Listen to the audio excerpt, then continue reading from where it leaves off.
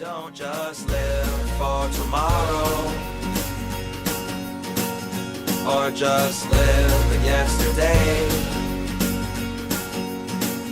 Just be glad for all you have that's in today. And though you've come through many obstacles. Hey everyone, Connie here, and welcome to my blind reaction to episode 2 of Close Enough. So you may remember we did this as a first impression reaction, and I actually very much enjoyed it. I thought it was really funny, clever, and it was one of those adult animated series that wasn't just, at least from first impressions with the first episode, wasn't just this crass, crude machine for gross out and immature humor, like so many adult animations are. Stuff like Family Guy, for example, where it's just like, oh, we'll just throw in every crass bit of humor possible. We'll just be as offensive as possible. And it's like, oh, that's funny because it's adult humor. It's like, that's not what adult humor is. Like, adult humor can have some more mature topics, can talk about stuff like sex and whatnot, and more gratuitous violence and shit, and, well, just adult stuff like politics, even. But it's not just nonstop crassness and swearing and just constant sex and nothing but and stuff. It's like, that's not it. And it just looks stupid half the time. It's like shows that thrive on being as offensive as possible and everything as their main form of humor, and mask it as adult humor just to get away with it. It's like, that's not my kind of thing at all. But in that regard, Close Enough's first episode impressed me. It actually felt more believable. And part of that is probably due to the writing, with it being from the same people as regular show. It has a very specific style of humor and writing to it, but it also, with focusing on millennial characters, millennial parents, even, who are basically just trying to get by, it allows it to have this sort of, how do I put it? Not realistic, that's the wrong word. This sort of relatable, that's the right word, that's what I was thinking of. This relatable humor that, because I am a millennial myself, I can connect to and understand and enjoy. It's humor that makes sense to me without being overly crass and stuff. Like, yeah, there's still adult-oriented content within that kind of realm. Like, even Futurama had stuff like that. Like, let's be honest, the characters in Futurama got nude very, very often. And even in the first episode of Close Enough, Emily straight up flashes her tits. And granted, there's like this big censor bar over them, which in and of itself is actually kind of funny, just because it's this big generic censor bar. But it's like, that in and of itself isn't an issue. It's how it's handled and why it's used, and the way it's used in this, and even in Futurama to a degree, works.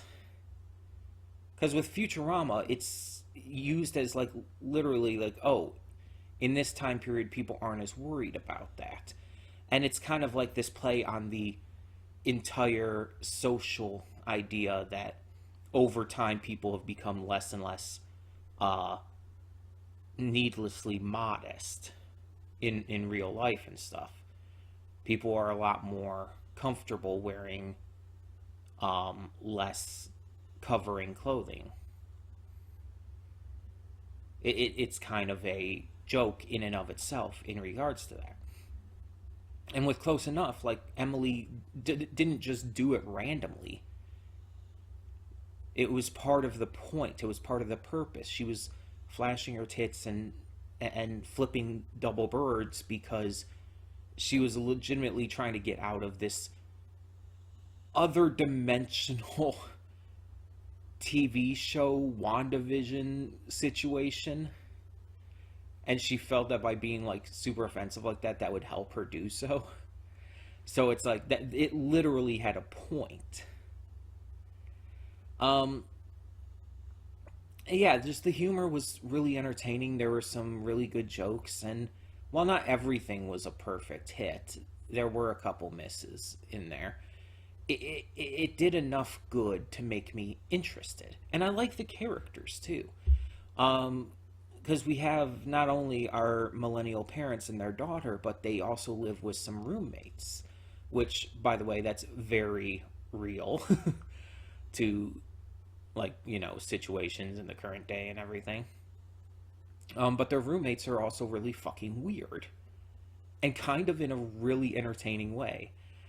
Bridget, I think her name is, the one, the female roommate. She's fantastic, and I think it's her husband. I think that they're married as well. But he's a lot, it seemed, from what I remember. It just seemed like he was a lot to handle. But I'm definitely interested in more. Though Bridget honestly seemed like a lot to handle too, with her nude painting and whatnot. But yeah, it just seems like a really good adult animation. The kind you just don't see enough of. It's like everybody wants to pump out their just generic, crass, crude humor, adult animations without putting in any effort to actually make it anything special or new or, you know, actually smart humor-wise.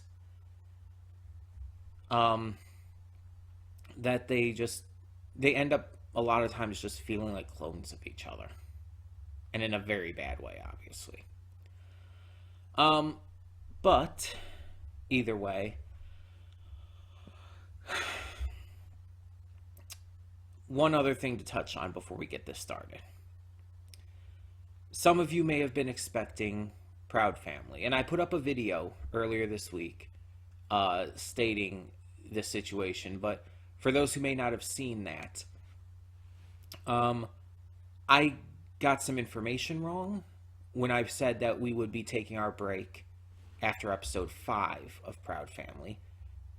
We would be taking a break from it to avoid stuff like burnout, as well as the fact that the show touches on some very serious current topics that have just been taking a toll on my mental health lately, and so I wanted to take a break. We're not dropping Proud Family, I just wanted to take a break from it for the time being. And I was going to do so after episode 5 because I, for some reason in my head, thought that there were 10 episodes of the season. And then in the other video, I said there were 8. And I think that there were 8 that were released when I last downloaded, but I think there are 10. So it's like, I've confused myself. I've complicated things. I think I thought there were 8 because that's what I had downloaded. And it's like, that's just how much were available when I last downloaded. So I think there's 10 total, but at this point I've already started getting into this, and it's like, I've confused myself. I've ruined everything. But we're still taking our break here. Because I just feel like, again, with the mental health stuff, it's like, I just feel like it's better than trying to push through one more episode. I just think it'll be better. That way we can come back to it when I'm in a little bit of a better place in regards to that and can handle that a little better. Again, I talk about it, all the reasonings and stuff in that other video I posted earlier this week. But yeah, I did kind of mess up in that itself. I messed up a couple times here. So yeah, we are still just continuing on with this for now. Maybe I'll be ready to come back to Proud Family right after. Maybe I won't. I don't know. We'll see. We will see. But we will be getting back to it for sure because it's still really great. So, that all being said, now that you may be thoroughly confused, just again, simple thing, we're just taking a break for now. We will come back to Proud Family. I messed up on the exact numbers before, but yeah. But now we're going to get into this. Hope for the best as Close Enough continues, as we continue watching it. There are, I think, 3 seasons out currently. And I think they're all around 8 to 10 episodes, somewhere in that range. I would have to check again, so I'm sorry. I'm not even going to give a definitive number this time. But obviously with any show, we would tackle one season at a time anyway. And I'm hoping to, and assuming I will, enjoy this enough to keep going throughout the entire thing. Because it, again, from the first episode, it seemed like I would. So I thank you all so much for understanding with the entire confusing Proud Family situation. And let's just get into this. So when the screen fades to black, pause this redirect and go to the description below. Follow the link to the reaction, and after you watch it, come back here to the redirect and resume play. Because after it fades to black and then fades back in, everything from that point forward will be my afterthoughts and will contain spoilers to the episode. So, that being said, thank you so much for tuning in, and I will see you at the reaction. And we are back, and we'll begin with spoilers in 3, 2, 1, now. So first off, I looked it up because I was still a little confused. Alex and Bridget are exes. I'm going to have to try to remember that. They are exes. I was kind of right. I was like, wait, aren't they husband and wife as well? But it's like they used to be. So gotta try to remember that. But anyway, so we have one more episode, 2, segments here. And once again, just like with the first episode, they were both really good. And they went so off the rails so quick, but in honestly the funniest way. Logan's Run, which was the first segment, was probably my favorite of these two personally. Candace, despite being like 5 years old, is going on a sleepover, which still confuses me. Because again, it's like, I don't think I went on a sleepover till I was like, probably like 10. Maybe a little earlier than that, but not at 5. That's a little early for a sleepover. But because of it, Josh and Emily have the night to themselves, and they're excited because they can do, all this stuff that they don't normally have the time to do as easily. Basically, in a lot of cases, that just ends up being chores and stuff. Just going out and just getting excited about doing your kind of everyday things. Just because, again, errands. They don't have a lot of time to run errands anymore. So, at least not as consistently. So they have this night off. They can do as much as they need to. And the thing is, it's like, I'm not a parent. I don't necessarily know what that kind of feeling is like to have that freedom. Um, when you normally haven't for so long, especially like in the early years of your child's life when you have to be there for them and all. I don't know what that's like. I don't. And I'm not going to pretend that I do. um, but I'm just. Obviously, with this show, a lot of things are exaggerated a little bit. But I'm just kind of wondering, like, how much of this is just accurate? I don't know if the creator of this show, J.G. Quintel, I don't know if he's a parent. I don't know if a lot of that came from this or the writers of the episode and whatnot. I don't know. Um, but a lot of this show, even like despite it going off the rails and getting kind of crazy, a lot of the times, there is a lot of it that does seem to be grounded in some sense of reality or at least relatability.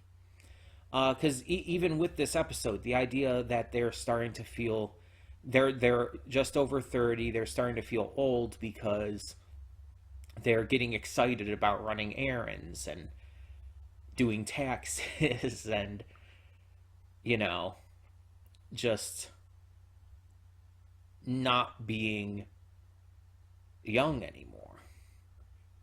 They're getting excited about doing stuff that you wouldn't normally think too much about because it's just everyday stuff, but it's not typically viewed as fun. It's not typically viewed as entertaining or stuff for young people to be into. They realize this thanks to Bridget, and all four of them, along with Alex, who kind of realized this himself, decide to head out to a nightclub in the area called Logan's. And things get pretty wild. They party, they get drunk, they get high, and Bridget tries to hit up this popular YouTuber who happens to be there. While all of this is going down, it's soon revealed that one, the YouTuber is a baby, 26 months old, which that's just over 2 years. I think it was 26 months. Either way, it might have been 28. Either way, it's still just over 2 years. Which horrifies Bridget, rightfully so. And Josh and Emily are horrified, well, and Alex are horrified when this older guy is revealed and the rest of the nightclub ritualistically murders him just because he's old. They very ritualistically fake him out into this VIP treatment, which then somehow levitates him. I don't know how that happens still. Into a giant fan, which slices him into pieces and kills him. And sprays the blood all over everyone below who seem to enjoy it. And it's like, fuck.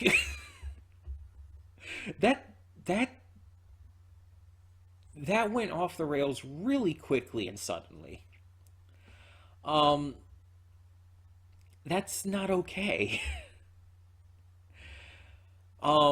My God.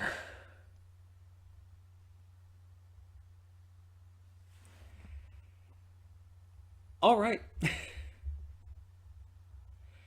So they then try to like blend in and try to pretend to be younger than 30 and everything.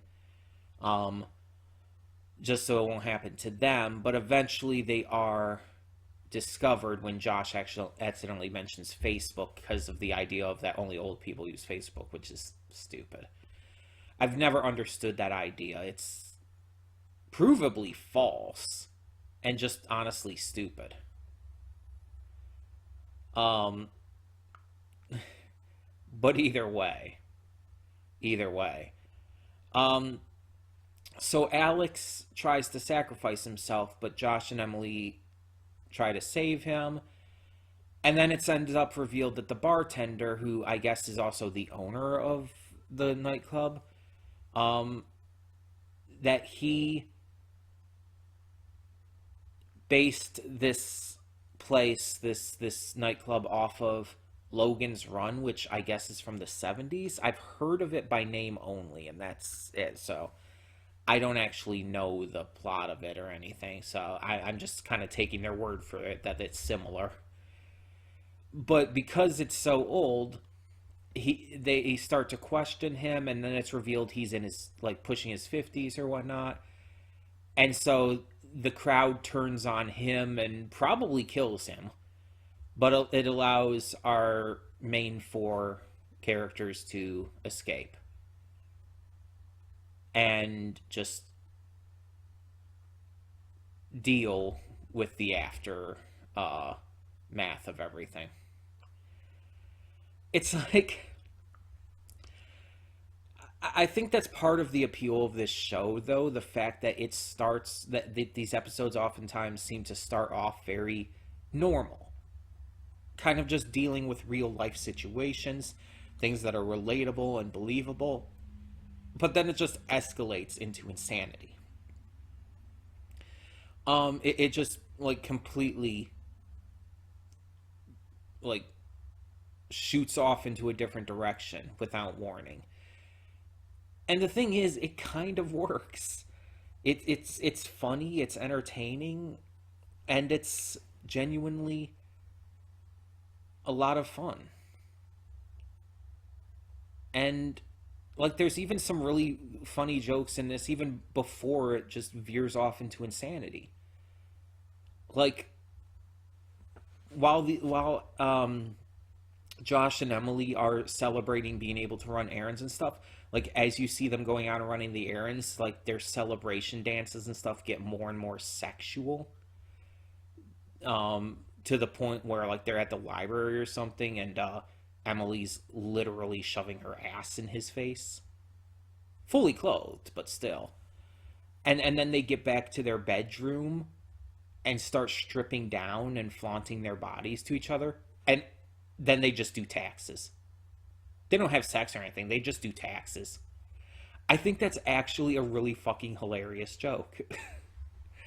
The fact that it's very clearly leading you into the expectation that they're about to have sex. They have a free night off, their kids being taken care of elsewhere. They haven't had this in 5 years, so it's like, yeah, the idea is they have the time, they're going to fuck, which, by the way, would be completely fair. Like, there would be nothing wrong with them wanting to do that, so just having the free time and celebrating it that way. But the fact that it's like, nope, they're just going to do taxes, it's just a really funny subversion of what you're expecting, especially, again, with what they are very clearly trying to set up. So I really like that. I thought that was really funny. And again, just the fact that it went into this, like, this ritualistic murder out of nowhere just was fucking hilarious. But let's get into the second one of these. The second segment was room parents.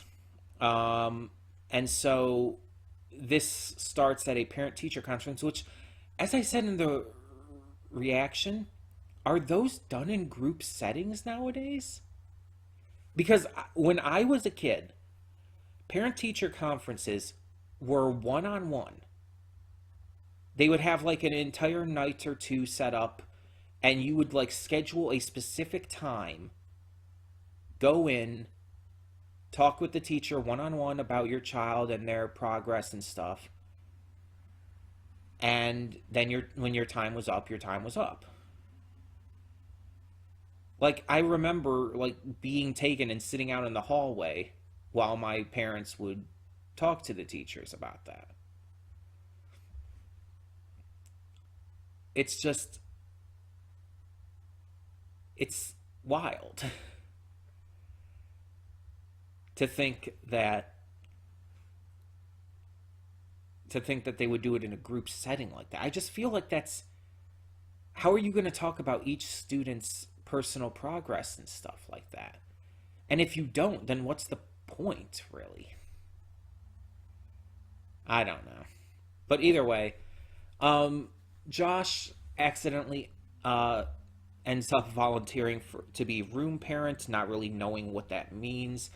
Everybody seems against the idea. Like when it's brought up by the teacher, everybody starts like purging, as Josh kind of puts it. It's like, it's kind of valid, but why are they doing this? And it's like, this is like, are we supposed to believe these deaths are canon and everything? Does that mean a lot of these kids are now just without parents because their parents killed themselves and others just to get out of room parenting? Like, what? Also, this is a term I have never heard of before this episode. What the fuck is room parenting? Like, the only thing that we get from this in this episode is that Josh is helping out with this fundraiser. That's the only thing that is implied that he does as this room parent. What else is it? What? It's clearly a volunteer job. The only thing I can think of is that he's like volunteered to basically act as sort of a advisor to the class in a way. Not like actually advising on any work or anything, but on like special projects like this, helping out the class in a more active role. That's the only thing I can think of that would make sense with what we saw in this episode. Either way, Josh decides to continue going with the room parenting because he likes to help out. He's happy to help out his daughter's class, and he's into fundraising as well, which, you know what? I give him massive credit for that. That is a very good attitude to have, and when you think about it that way, the fact that all these other parents were so against it is like kind of mean.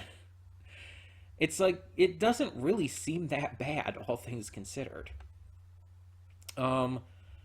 But then this other woman comes up, and it's like, oh, well, my kid's hanging out over there, and you see this like really ominous as fuck image of this kid like playing on the playground and stuff. It's like, what the fuck is that about? And I actually forgot about that for a little bit because this lady, who's voiced by Judy Greer, according to this, Nikki, she starts very openly and blatantly flirting with Josh. Josh is a moron and doesn't realize it. It's so bloody obvious that she is coming on to him. She's not even really hiding it at all. And so after kind of realizing this, thanks to some assistance from Bridget and Alex, Emily starts tailing them during a day and finds that, yeah, everywhere they're going is kind of implying that there's either cheating happening or possibly going to happen. Josh, again, didn't realize that she was hitting on him and assures Emily that he would never cheat. And as I said in the reaction, I really don't believe he ever would. He and Emily seem to have a pretty good relationship with each other. And he just doesn't strike me as that kind of person who would do that. So he realizes, though, what she had been doing. They confront her, and she pulls a gun out of a pie on them. And things just kind of escalate. We find out that her kid is not real. It's a scarecrow, and that she's been a grifter this whole time, who goes from town to town, stealing charity and fundraiser money by, coming on to all of these stupid fathers and stuff. And then apparently it's been successful up until now. So it basically starts this big old chase. They chase her around and eventually Josh gets the better of her, outsmarts her somehow. I say somehow because she seems a lot more intelligent than Josh, let's be honest. But he does outsmart her, and she's killed. She crashes into a factory, everything blows up, and is just very clearly killed.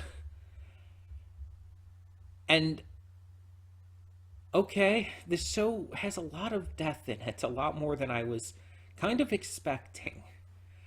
But again, with this segment, it still kind of also goes into what I said with the first one on that it just kind of goes off the rails after a certain point. This one is a more believable scenario, minus the insanity of the chase scene sequence and everything. Because there are people who pull grifts like this in real life.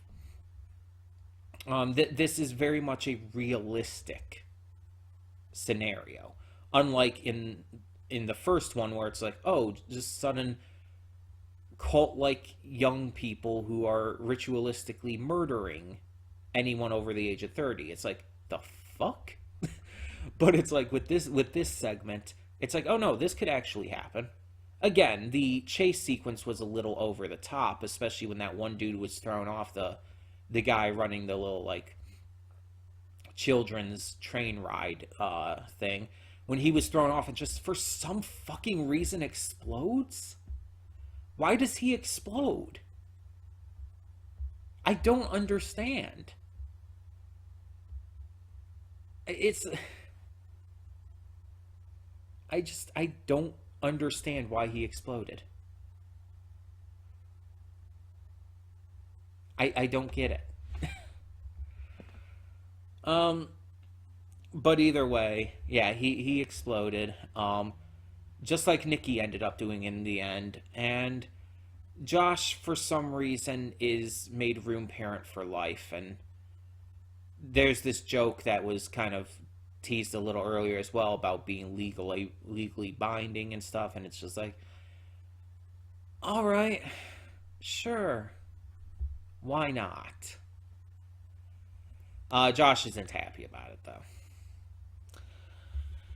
Yeah, so another really good episode, and I'm glad to be back to this because it's been a while. Let me see exactly how long it has been since I did the first episode. I actually already had that up, surprisingly. January 24th. That was when I did my first impressions to episode 1.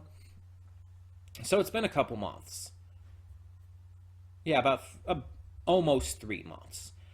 So not too long, but still, it's been a few months. And yet I just kind of got right back into it. It was really entertaining, really funny. And yeah, it was adult. It was very adult in its humor.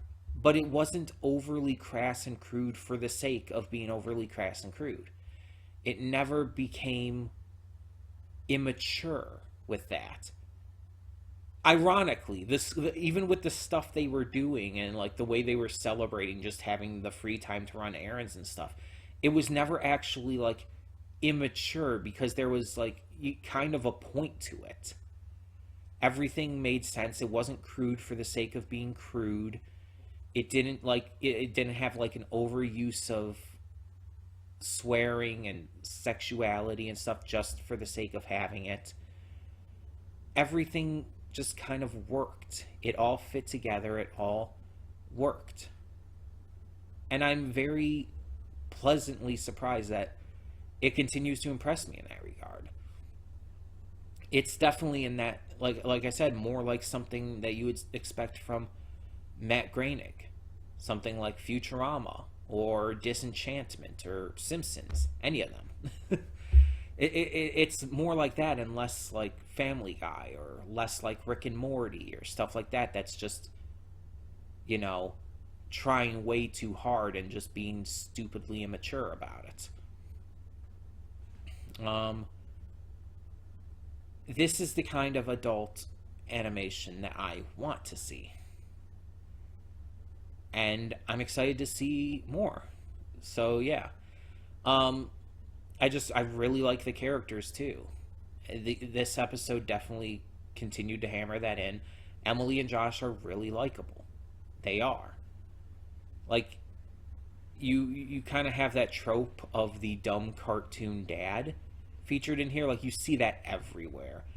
But Josh isn't like dumb cartoon dad in the same way that Homer Simpson is, or Peter Griffin, or so on and so forth. He's a dumb cartoon dad, but he's more believably dumb.